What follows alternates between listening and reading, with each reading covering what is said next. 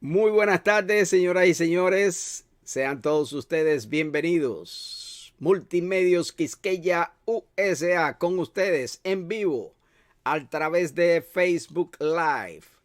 Como todos los miércoles, consideraciones sobre la salud y algo más.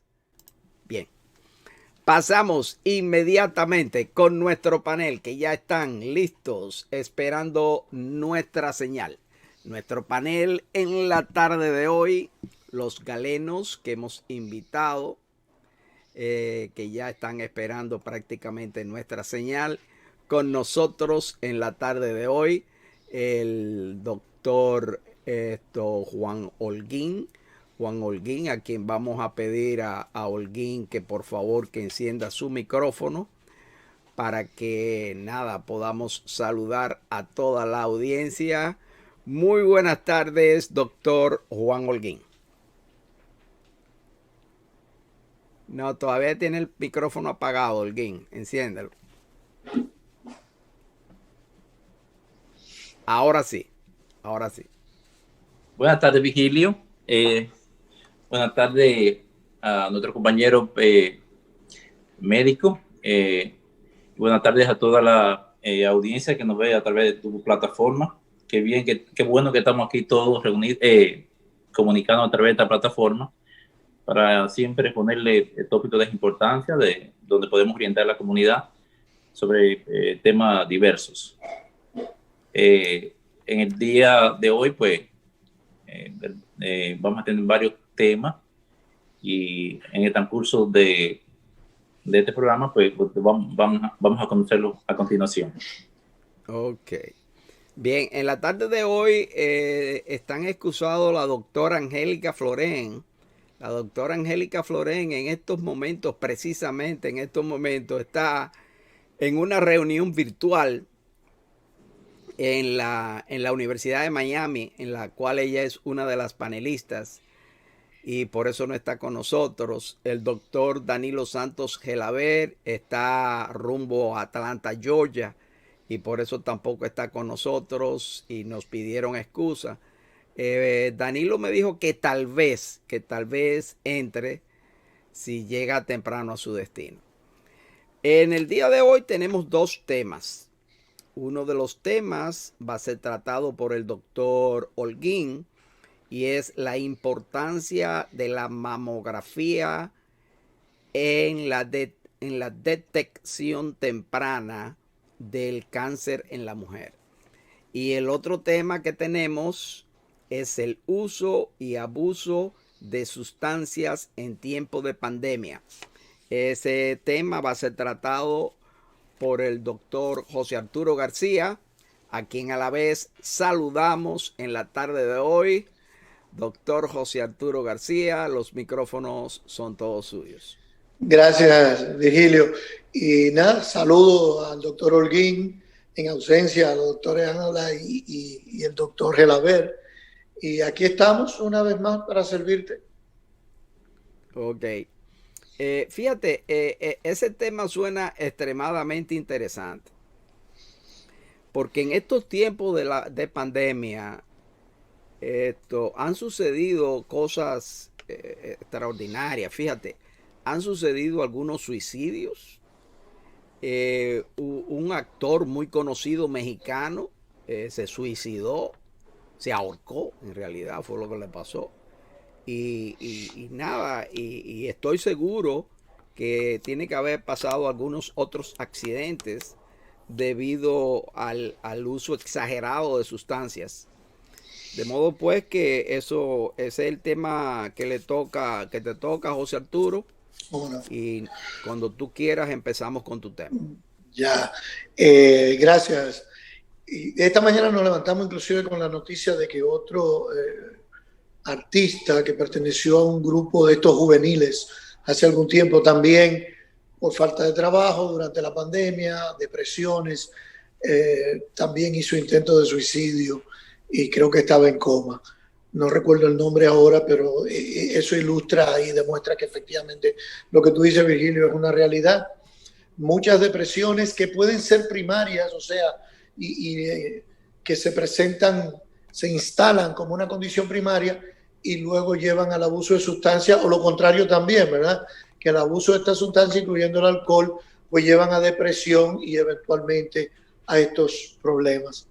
El tema que me ocupa es la adicción, en realidad, el abuso de sustancias, uso y abuso de sustancias, que sin duda se ha incrementado durante la pandemia.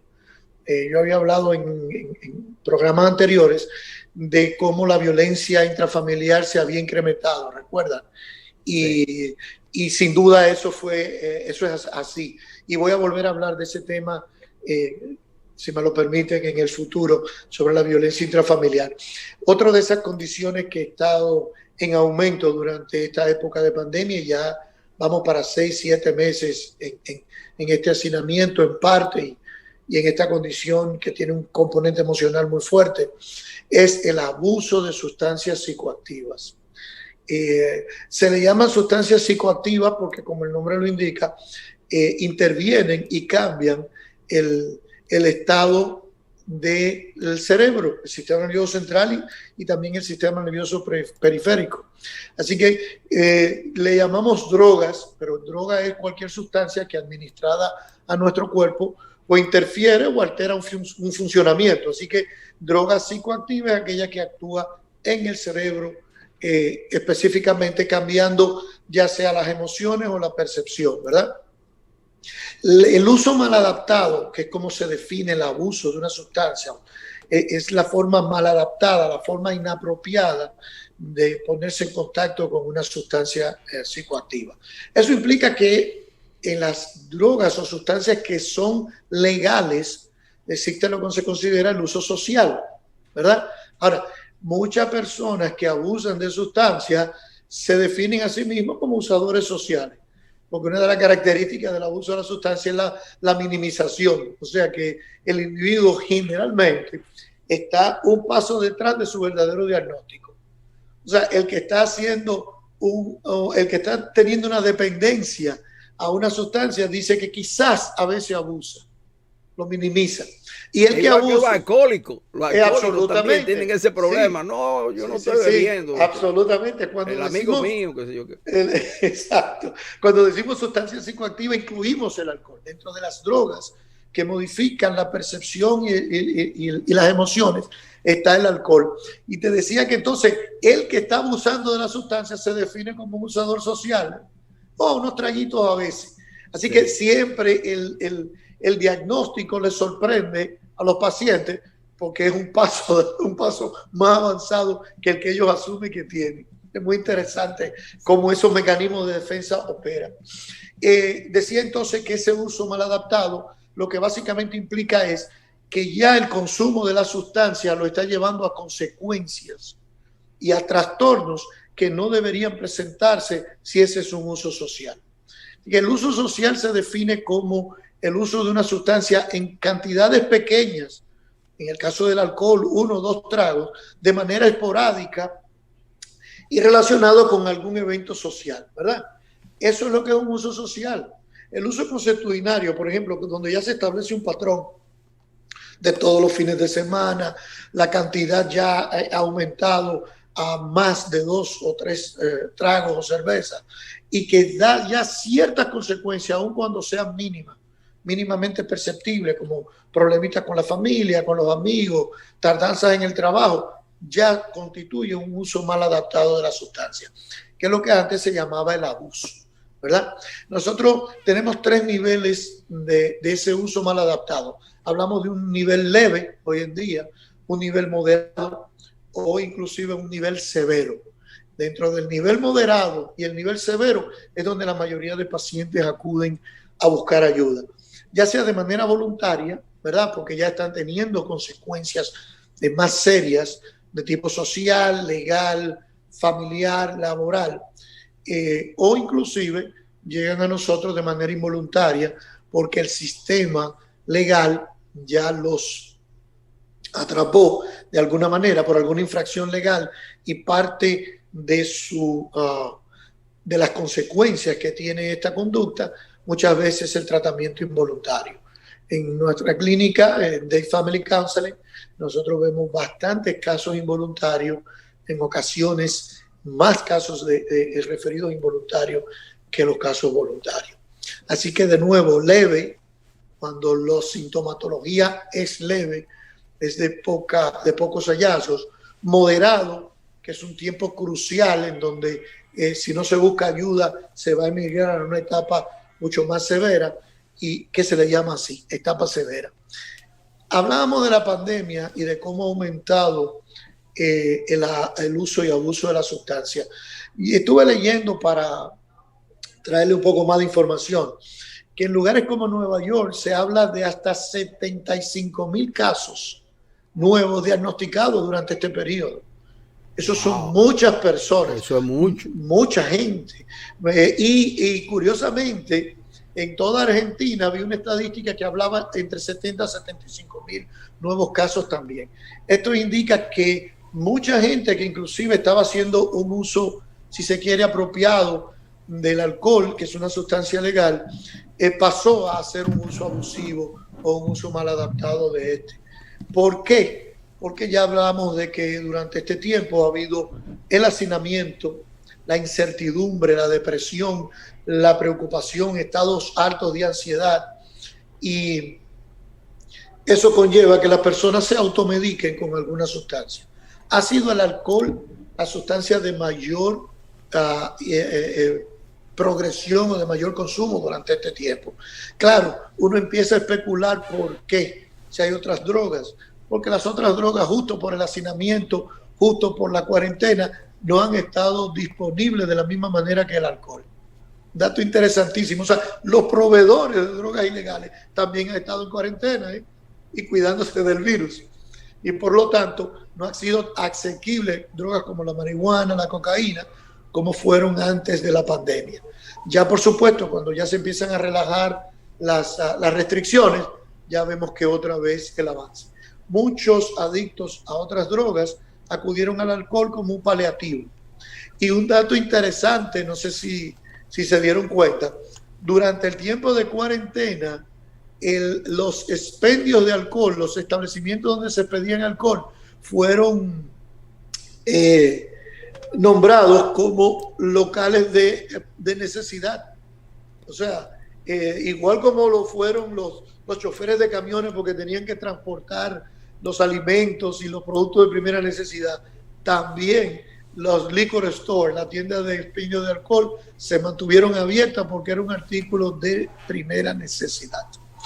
Eso, imagínate tú, ¿no? Eso tiene, interesantísimo, eso tiene, por supuesto, una connotación de tipo económica, pero también la ciencia sabe que hay un altísimo nivel de adicción al alcohol y que muchos de estas personas, sin su abastecimiento de alcohol, iban a hacer síndrome de abstinencia, haciendo síndromes que lo iban a llevar a las emergencias de los hospitales.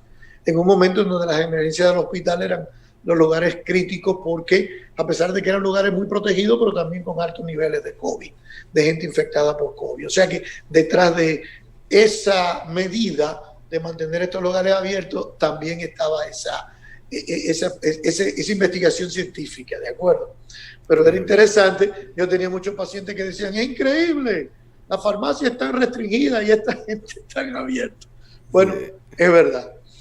Una cosa interesante con respecto a las estadísticas y cómo aumentaron también es el hecho de que muchas personas se automedicaron con medicamentos de uso psiquiátrico.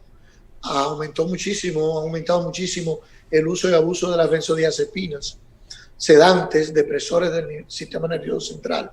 Y muchos de estos medicamentos están en la casa, lo tiene una tía, un hermano, una hermana que le fueron prescritos por una razón médica, ¿verdad? Una razón de tipo psiquiátrica, salud mental. Pero también se vio que aumentaron tremendamente. Déjeme hablarle un poco de lo que nosotros hacemos y de lo que hace el profesional de la adicción, el adicciólogo, en los casos, cuando se reciben los casos, ya sea autorreferido o referido por cualquier parte del sistema. Lo primero que se hace es una evaluación que nosotros le llamamos evaluación psicológica. Es un assessment, una investigación. Y esta investigación lo que hace es explorar al paciente desde unos 5 puntos diferentes de vista, que es lo que componen a un ser humano. Exploramos al paciente desde el punto de vista físico, trastorno físico, psicológico, social, laboral, o sea, productivo, familiar y legal. ¿Ok? Así que ese psicosocial explora desde lo que son las preguntas básicas para establecer el nombre del paciente, la edad, el género, etcétera, hasta su interacción con la sociedad y con el sistema legal del lugar donde hacemos la evaluación. Siempre orientado toda esta investigación a cómo la sustancia que lo trae a nosotros, o la sustancia, porque hay un poliabuso muchas veces de sustancias, ¿verdad? Alcohol, cocaína, marihuana, todas estas sustancias mezcladas. Cómo esas sustancias intervienen o interfieren en estas diferentes áreas que conforman a ese ser humano. ¿Ok? Así que esa evaluación psicosocial lo que busca es establecer cómo el paciente se ha afectado en sus diferentes áreas. ¿Y qué vamos a encontrar? Que desde el punto de vista físico es un individuo, por ejemplo, con abuso de alcohol prolongado, con gastritis, con esofagitis, con trastornos hepáticos, ¿verdad? Desde el punto de vista social, aislamiento, pérdida de relaciones de amistades. Desde el punto de vista familiar, divorcio, distanciamiento con los hijos. En el punto de vista legal encontramos que ha tenido arresto por posesiones de sustancias ilegales, que ha tenido DUI por manejar, o BUI por manejar bote o carro bajo la influencia de la sustancia. Y así vamos agrupando esta serie de signos y síntomas para entonces hacer el diagnóstico de adicción y también establecer el nivel, si es leve, moderado o severo. ¿Ok? Básicamente los tipos de adicciones tienen mucho que ver con también la sustancia que se consume. ¿Okay? La adicción tiene 2 componentes básicos, que es un componente físico, en aquellas adicciones que tienen una manifestación física en el momento en que se retira la droga del sistema, que va desde insomnios hasta convulsiones y paro cardiorrespiratorio, y también un componente que es psicológico. Hay drogas que tienen un mayor componente psicológico que un mayor componente físico y viceversa. Y hay drogas que prácticamente su componente es solamente su dependencia. La dependencia que se crea es básicamente psicológica. Nosotros oímos hablar tanto de la cocaína, pero la cocaína, la ausencia de cocaína, por ejemplo, que es un estimulante del sistema nervioso central, es el prototipo que nosotros usamos dentro de los estimulantes. Ahorita voy a hablar un poco de las categorías. No mata a nadie. O sea, nadie ha muerto por no tener cocaína. ¿Ok? Lo mismo pasa con la marihuana. O sea, el paciente puede sentir depresión, puede tener un poco de ansiedad, puede tener insomnio, puede tener cambios en el estado químico, pero no llega a comprometer su vida.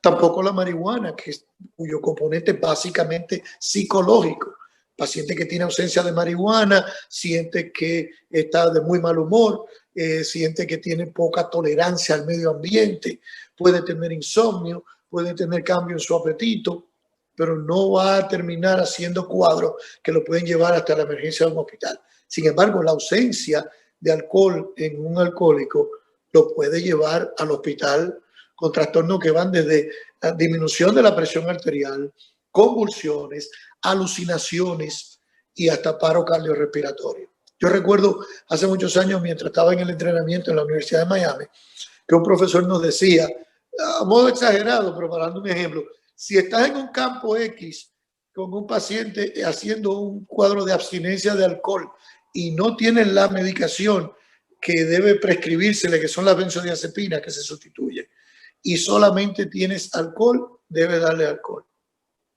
Más adelante vamos a tratar de nuevo su abstinencia, pero ahora vamos a prevenir que haga un cuadro médico. Es muy interesante como ciertas drogas, dentro de las cuales está la heroína, por ejemplo. La heroína produce un síndrome de abstinencia severo. El paciente tiene convulsiones, el paciente tiene contracciones musculares, el paciente tiene relajación de esfínteres, sensación de asfixia, tiene una serie de síntomas que lo llevan a la emergencia de un hospital. Asimismo, los barbitúricos, que son sedantes. Asimismo, las benzodiazepinas, esa familia del Librium, el Valium, el Librax, las benzodiazepinas, su ausencia en el sistema, en un paciente adicto, va a producir cuadros que requieren de un tratamiento médico de emergencia, una desintoxicación que es paulatina y que el médico de desintoxicación sabe cómo hacerlo antes de referirlo a lo que hago yo, que es la parte del aspecto psicológico de la adicción. Les decía también ahorita que iba a hablarles de las categorías. Las drogas las hemos agrupado, las drogas de uso y abuso psicoactivo, las hemos agrupado de acuerdo a sus efectos. Así que están los depresores del sistema nervioso central, donde decía yo que el prototipo es el alcohol. Muy interesante, ¿verdad? Porque la mayoría de la gente diría que el alcohol lo que es un estimulante. Pequeñas dosis de alcohol, 2, 3 tragos, 3 onzas de alcohol, 4, desinhiben al individuo. O sea, bloquean un poco su parte de frenos morales y lo tornan alegre, conversador, simpático, bailador. Y eso se pudiera percibir desde afuera como que el individuo está estimulado. No, el individuo está inhibido en sus frenos, ¿verdad? Psicológico, y por lo tanto no se ve eufórico. Un poquito más de alcohol y ya empezamos a ver cómo efectivamente el alcohol ejerce su efecto depresor. Cuando digo depresor no me refiero a la depresión emocional, sino a deprimir las funciones del cerebro, ¿verdad? Se torna torpe, se torna lento en el hablar, hace lo que llamamos nosotros la marcha de pato, que es abrir los pies para caminar con mayor equilibrio, porque pierde el equilibrio. Eventualmente se derrama el mismo trago encima porque no tiene coordinación, y todo eso son demostraciones de una depresión de las funciones del cerebro. En ese grupo de los depresores también están, como dije antes, los barbitúricos, que son sedantes. El doctor puede hablar de eso mejor que yo. Y las benzodiazepinas también, y todo su grupo. Otro grupo, entonces, está el grupo opuesto, que son los estimulantes del sistema nervioso central. Prototipo, la cocaína, pero también están las anfetaminas o metanfetaminas, de uso muy popular hoy en día. ¿Qué hacen estas sustancias? Actúan y compiten en los receptores del cerebro para estimular la percepción que tenemos. Entonces, como que todos los sentidos están abocados a percibir lo que está ocurriendo. Ese individuo puede llegar a un estado casi de shock, porque percibe auditivamente, olfativamente, visualmente, más de lo acostumbrado. Nuestro sistema nervioso central, que es una cosa maravillosa como está diseñado, está preparado para que, de acuerdo al estímulo externo que nosotros tenemos, el sentido que debe captar ese estímulo se vaya hacia adelante y los otros se queden percibiendo pero rezagados. Así que si lo que hay es un estímulo visual, la vista se agudiza y los otros sentidos se quedan, ¿verdad?, percibiendo. Si nos apagan la luz, inmediatamente el sentido de la audición se agudiza para percibir sonido porque no podemos ver.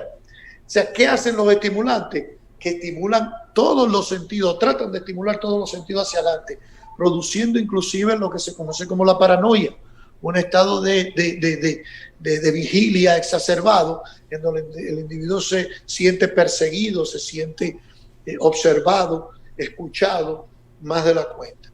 Así que ese es el grupo de los estimulantes.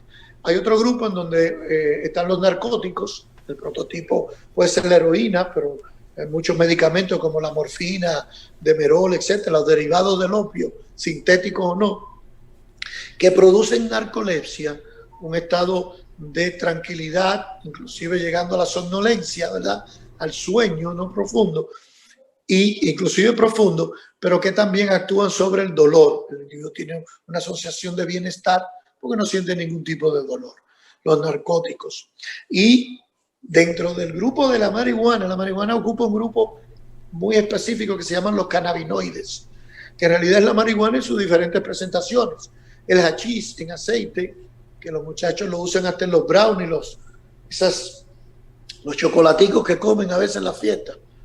Los muchachos a veces hacen fiestas donde lo que están es tomando mucha agua y comiendo cake de chocolate, y tú dices, pero estos muchachos sí son sanos.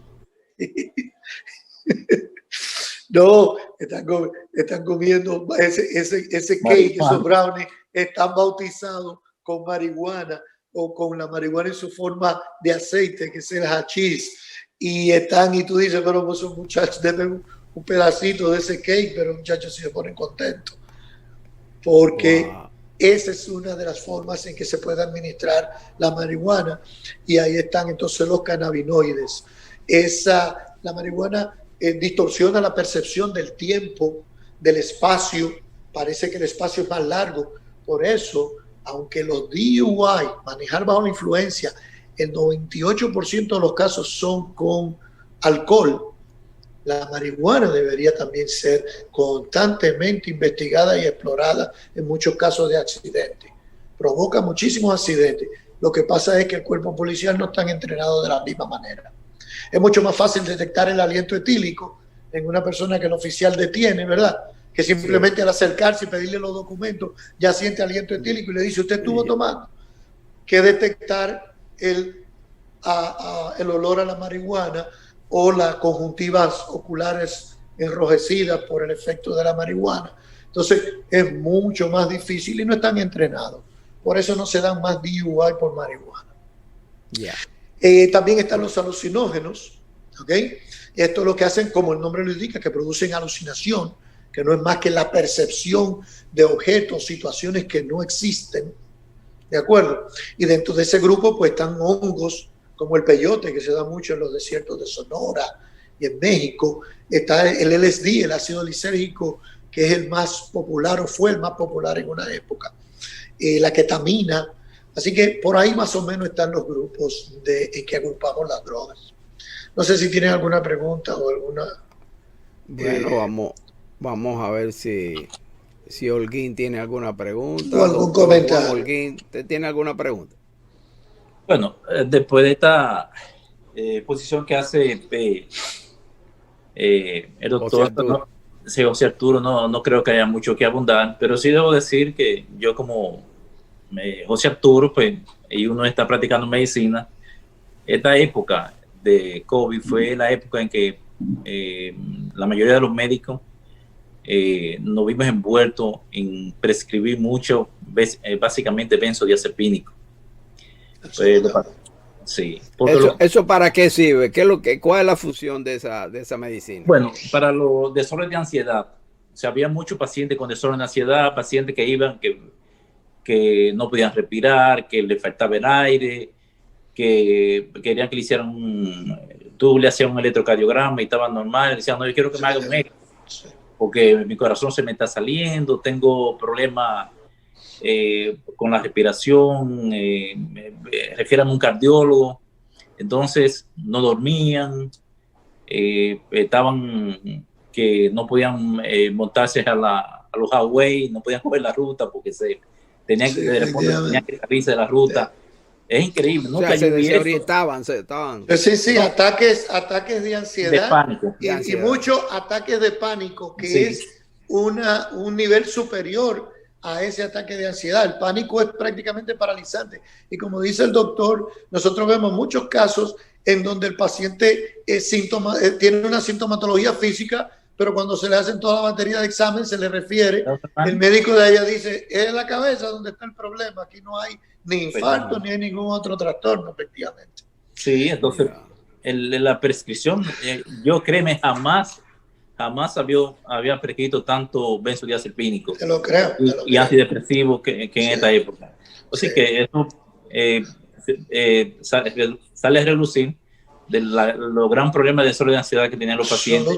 Absolutamente. Yo creo que una cosa, Holguín, es que muchos de esos pacientes hay que darle seguimiento, porque efectivamente fue necesario para tratarle esos trastornos de ansiedad, sin duda. Pero muchos de estos pacientes, si no se les da seguimiento, simplemente se siguen automedicando y ahí está la adicción a largo plazo, a mediano o a largo plazo. O sea que hay que tener mucho cuidado, pero cuando el paciente llega con esos trastornos de ansiedad, hay que hacer, el medicamento de elección es ese.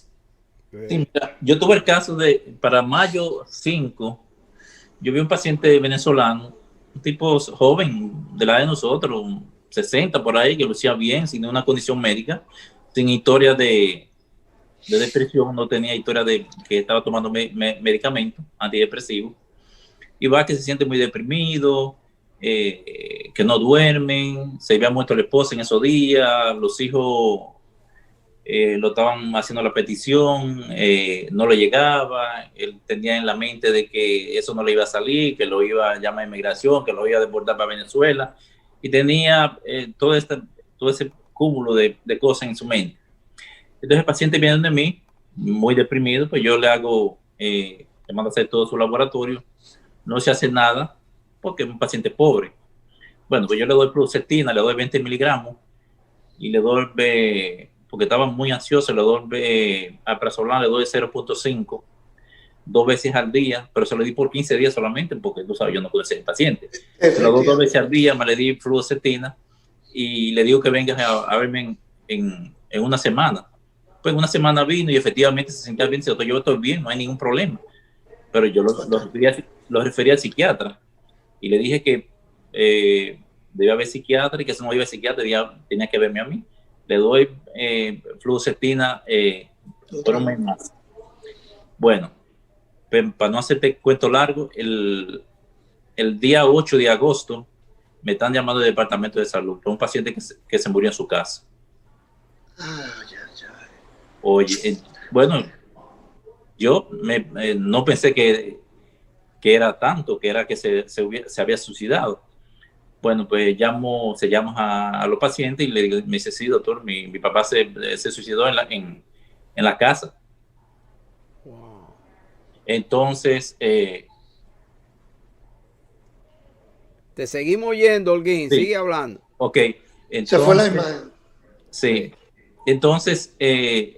le conversé qué pasó, dice, no, mientras tú con la medicina estuvo bien, viendo televisión, comiendo, pero después que dejó de tomar la medicina comenzó a quedarse en su cuarto, no salía, no veía televisión.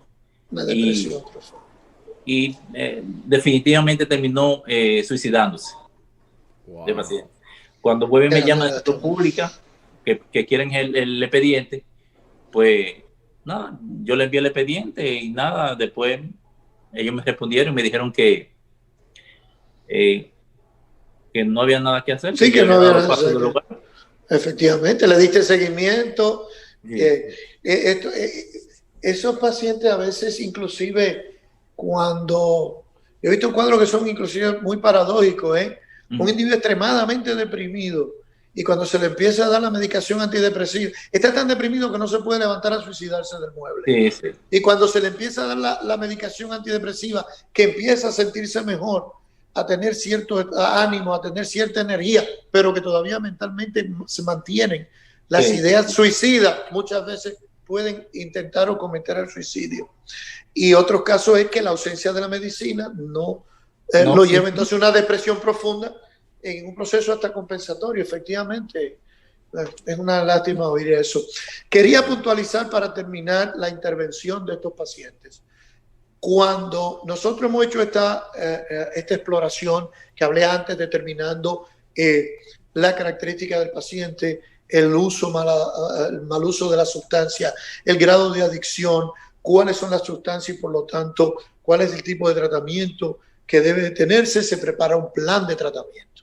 Ese plan de tratamiento es individualizado. Quiere decir que ya hemos detectado cuáles son los problemas que este paciente tiene, las necesidades en las que tenemos que trabajar para que no solamente adquiera la abstinencia, pero que la prolongue, que evite recaídas. Se prepara todo ese plan que a veces incluye a la familia, si es posible, que incluye visitas frecuentes a un terapeuta, que incluye a veces la asistencia de un psiquiatra, si hemos detectado depresión, trastorno de ansiedad en el proceso. Así que es una intervención multidisciplinaria, ¿de acuerdo? Y dentro de ese proceso multidisciplinario está inclusive a veces, como decía, la intervención de la familia para confrontar al paciente y romperle sus sistemas de defensa y que pueda aceptar no solo la enfermedad, pero el grado de problema. Así que estoy un poco yendo al principio cuando decía, muchos de los pacientes al autodiagnosticarse están un paso por debajo del real diagnóstico que tienen, el grado de problema. ¿De acuerdo? Así que una buena intervención lleva a un diagnóstico, ese diagnóstico lleva a un plan de tratamiento apropiado que ayude en la recuperación del paciente, que además tiene una enfermedad que es crónica, o sea, de larga exposición, largo periodo, que es, además de crónica, es progresiva. Si él no arresta la enfermedad, si no la detiene, va a ir progresando y cada vez será más difícil entonces hacer un plan de tratamiento, y que además se caracteriza por las posibilidades de recaídas. Por lo tanto, tiene que además tener un sistema de apoyo. De nuevo, estamos para servirle a la comunidad. Cualquier cosa, si alguien se siente identificado con lo que hablé, una evaluación, Date Family Counseling está para servirles. Y gracias a ustedes por escucharme.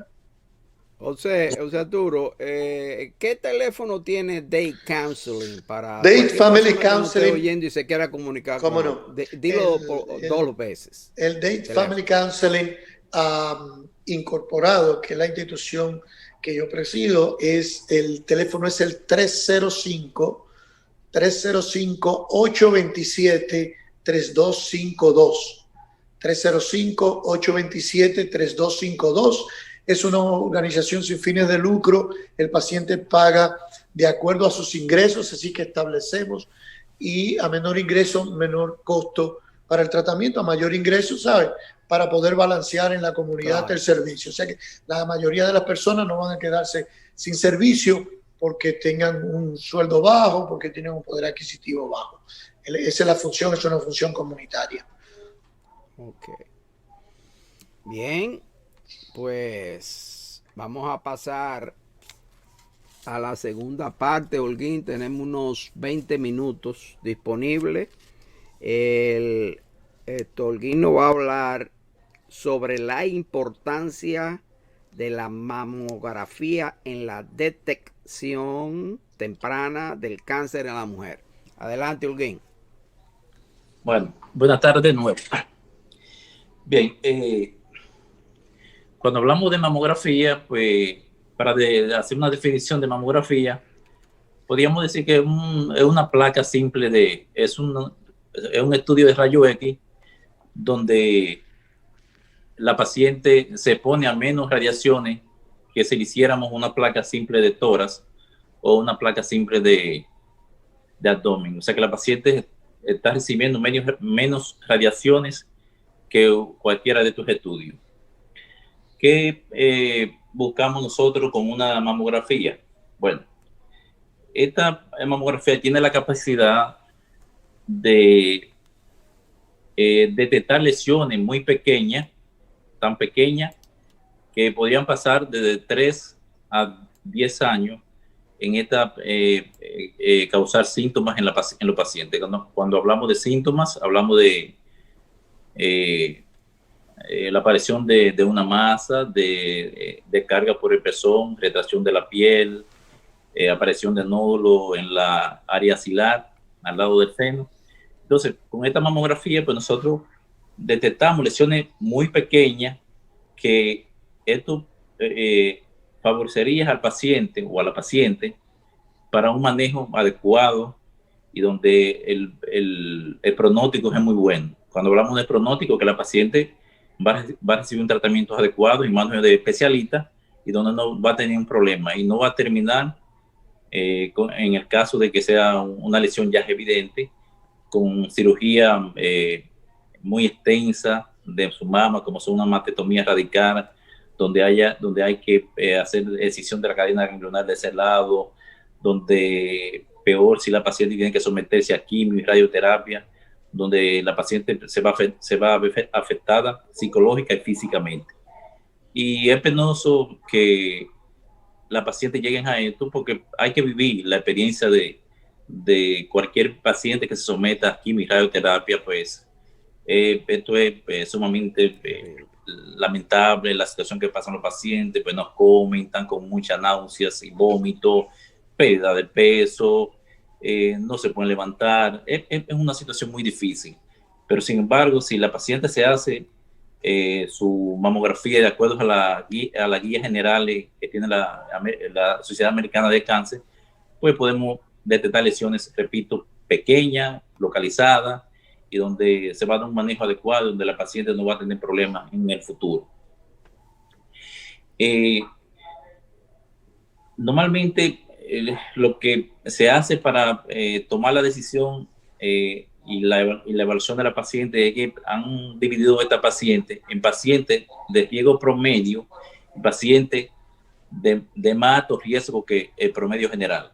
Entonces, la paciente de riesgo promedio es una paciente que no tiene historia de cáncer, de cáncer, es una paciente que no tiene historia de ni familiar ni personal de cáncer, es una paciente que no se le ha detectado unos marcadores que son un gen mutante que se denomina BRCA1 y 2.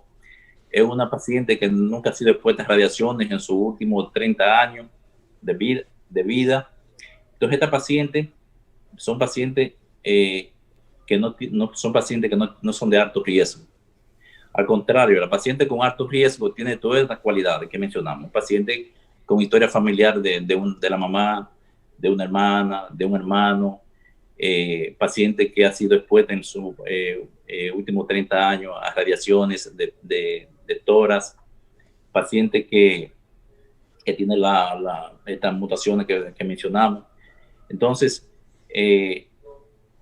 ¿cuándo debemos hacer la mamografía en la paciente? Bueno, per se, una paciente de 40 a 44 años debe hacerse la mamografía, pero per se no es una condición sine qua non, porque se ha demostrado que los cánceres no son tan frecuentes en eso, pero si la paciente puede hacérsela, pues mucho mejor. Ahora, si tenemos una paciente que tenga entre 45 y 55 años, esta paciente debe hacerse una mamografía cada año. Y si hay alguna lesión, pues la decisión la va a tomar el médico, que cuál es la ruta a seguir. Paciente con 55 años o más, con 55 años o más debe hacerse una mamografía cada 2 años. Y la fecha de que debe hacerse o no la mamografía, a qué edad es la última, eso depende de cuáles sean los hallazgos que se hayan encontrado en esa mamografía en sus últimos estudios que se han hecho. Se ha hablado mucho del examen, el autoexamen de la paciente, de su mama y del examen médico, pero ya se ha corroborado que el autoexamen, aunque tiene su importancia, pero pasa a un segundo plano. O sea, que porque una mujer nunca se ha sentido ninguna lesión en su seno, puede decir, no, yo no tengo que hacerme una mamografía, o porque un médico le ha hecho un examen y no, ya estos son... no es relevante y la paciente tiene que hacerse su mamografía según las guías generales de la Sociedad Americana de Cáncer, con el fin de, repito, de hacer detecciones antes que aparezcan lesiones en el seno, porque si aparecen lesiones, pues el pronóstico empeora y por lo tanto la vida de la paciente está en riesgo. ¿Qué es lo que nos reporta a nosotros el radiólogo cuando nosotros le mandamos a hacer una mamografía a la paciente? Bien. Lo que nos reporta el radiólogo es una categoría de 0 hasta 6. Una paciente, ellos tienen una nomenclatura que le llaman un BIRAT, que va 0, 1, 2, 3, 4, 5 y 6. Vamos a explicarlo cada paso.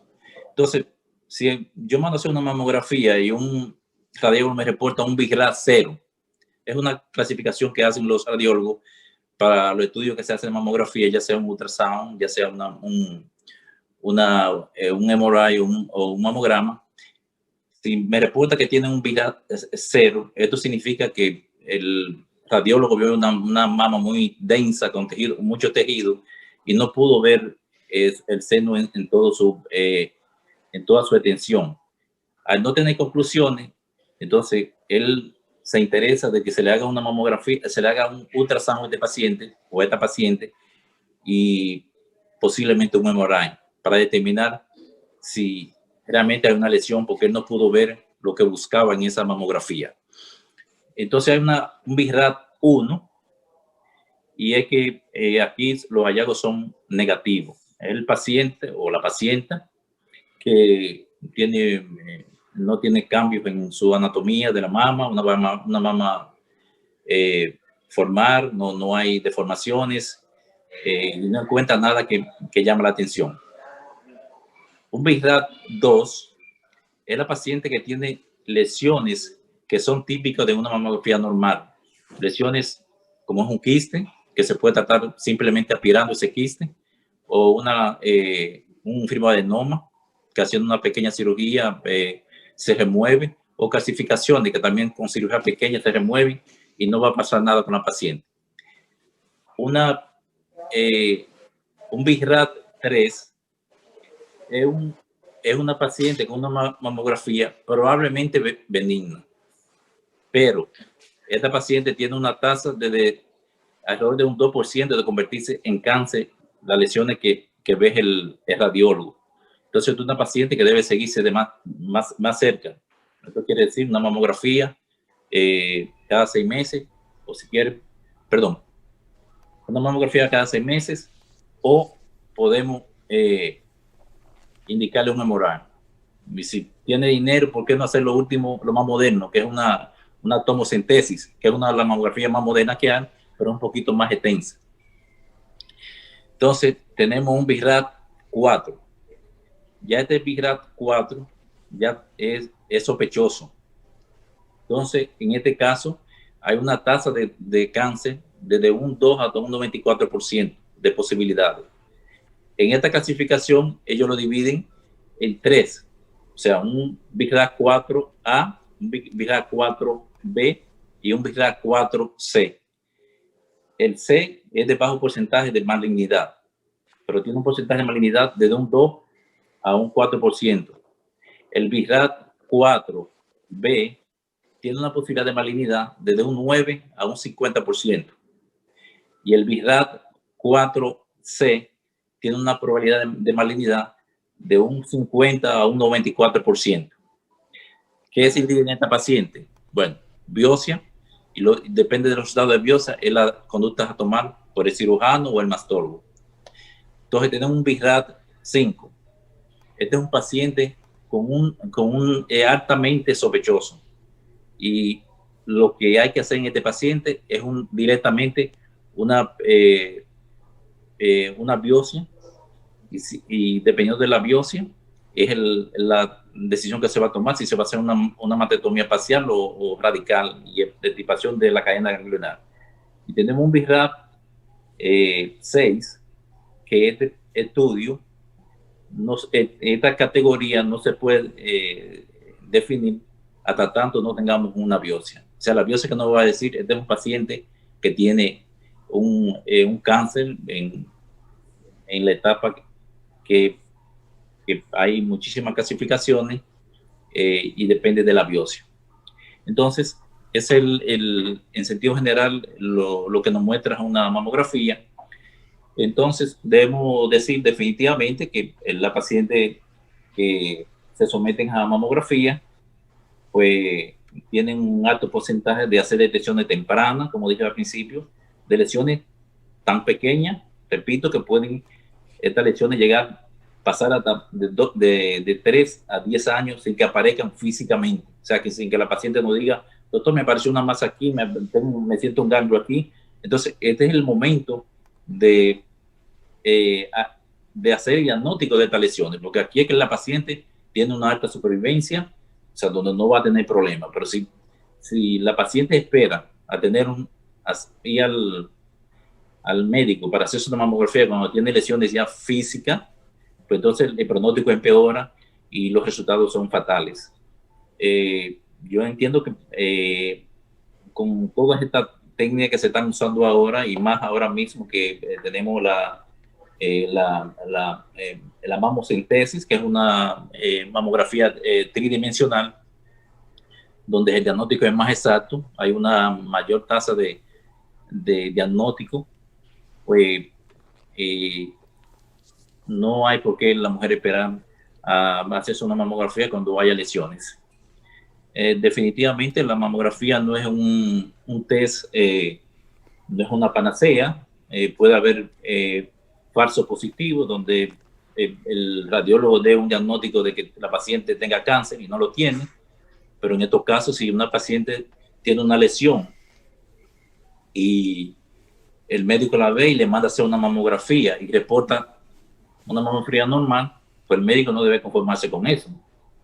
O debe mandar ese paciente a un cirujano o a un mastólogo, o debe hacer un estudio como una mamocentesis o un MRI. Lo mismo puede pasar con una paciente que tenga resultados de falso negativo. O sea, este paciente puede tener un cáncer y la mamografía no va a ser el diagnóstico. Pero si tú tienes una paciente que te viene con una lesión, tan pequeña que sea, y el resultado de la mamografía te dice que es negativo, aunque la paciente puede tener un cáncer porque la mamografía no hizo ese diagnóstico, pues tú no debes quedarte de brazos cruzados y dejar a la paciente así, no. O debe indicarle un MRI, una tomocentesis, o enviarla donde un mastólogo, que es un especialista que ha pasado toda su vida manejando mama, y además de eso pasó 5 o 6 años haciendo especialidad en seno. En sentido general, debo repetir que lo más importante es que la mujer entienda que con estos estudios pues pueden hacerse detecciones a tiempo y no llegar a la etapa donde el médico tenga que darse de mano cruzada y no pueda hacer nada, porque las lesiones que tiene son tan extensas que los resultados no valen la pena, porque el pronóstico es peor y la tasa de mortalidad es altísima, y los riesgos que la mujer se somete a cirugía intensiva, a quimio, radioterapia, es un cuadro sumamente penoso. Bueno, eso en sentido general lo que podemos hablar de la mamografía, lo que podíamos decir. Si le harán una pregunta al respecto, pues pueden hacerlo. Yo creo que, Olguín, mira, este tema es tan interesante. Fíjate, yo estuve pegado viéndote a ti o escuchándote cuando nos hablaba de esto, porque yo creo que casi todos hemos tenido alguna experiencia familiar. Yo tengo una prima hermana que vive allá en Santiago, que se le hizo la extirpación completa de ambos senos. Mastectomía, sí. Y entonces, pero yo creo que vamos a tener que traer una segunda parte de esto, Holguín, para nada, preguntas y que tú extiendas, porque ya nada más nos quedan escasamente 2 minutos de programa para pasar un corto comercial. De modo pues que vamos a una segunda parte de esto, porque sobre todo para que nos hable un poquito de esa, yo no sabía de esa mamografía nueva que es tridimensional. Sí. Se llama ¿Cómo que se llama? Mamocentesis. Mamocentesis. Qué bien. Bueno, pues nada, vamos a despedirnos. José Arturo, muchísimas gracias. Excelente tu tema. Muy apropiado para esta época. Muy bueno. Espero que haya servido. Gracias. Igual el tuyo, yo tenía un par de preguntas, las voy a dejar para la segunda. Pero exposición. Que dice que ya se acabó el tiempo. Es que no tenemos tiempo. Recuérdense que este programa es transmitido diferido por tvhispanic.com. Y una de las exigencias de ellos es que no puede pasar de 55 minutos. Y ya casi estamos llegando a los 55. Pidámonos. Gracias muchachos. Después nos sacan del aire. Pero no te preocupes, Holguín, que van a venir varias preguntas. Inclusive por ahí te felicitaron varias personas. Y no vamos a tener ni tiempo de saludar a todos los que se hicieron presentes. Gracias, José Arturo. Gracias, Holguín. Hasta la próxima. Aquí el próximo miércoles, si Dios quiere. Gracias por todo. No, gracias a ustedes. Gracias a ustedes. Bien, señores, pues nada, llegamos al final, pero antes no nos podemos ir, sin nosotros, pues, repetir que este programa se ve diferido a través de tvhispanic.com y tenemos que hacer una corta pausa para recordarles a ustedes que este programa es diferido a través de tvhispanic.com. Siga nuestro programa en tvhispanic.com y todas sus plataformas digitales.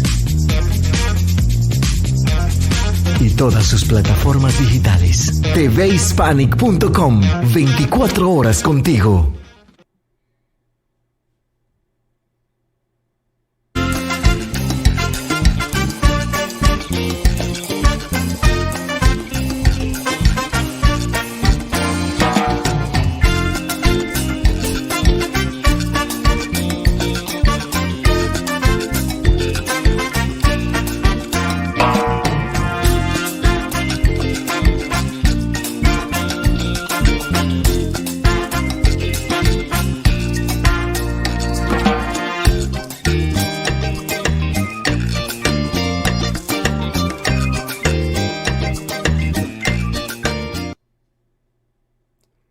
Queremos recordarles a todos ustedes que mañana, jueves 1 de octubre, regresa Eric Manuel y su antesala. Mañana jueves regresa Eric Manuel y su antesala.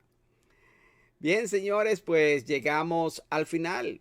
Agradecemos muchísimo la presencia de todos ustedes. Esperamos que hayan disfrutado de los galenos que tuvimos con nosotros, el doctor José Arturo García, el doctor Juan Holguín, a quienes repetimos y reiteramos las gracias por su tiempo. Llegamos al final, como decía el profesor Juan Bosch, al llegar al final de las alocuciones con el pueblo dominicano, se despedía de esta forma: hasta mañana, si Dios quiere, dominicanos.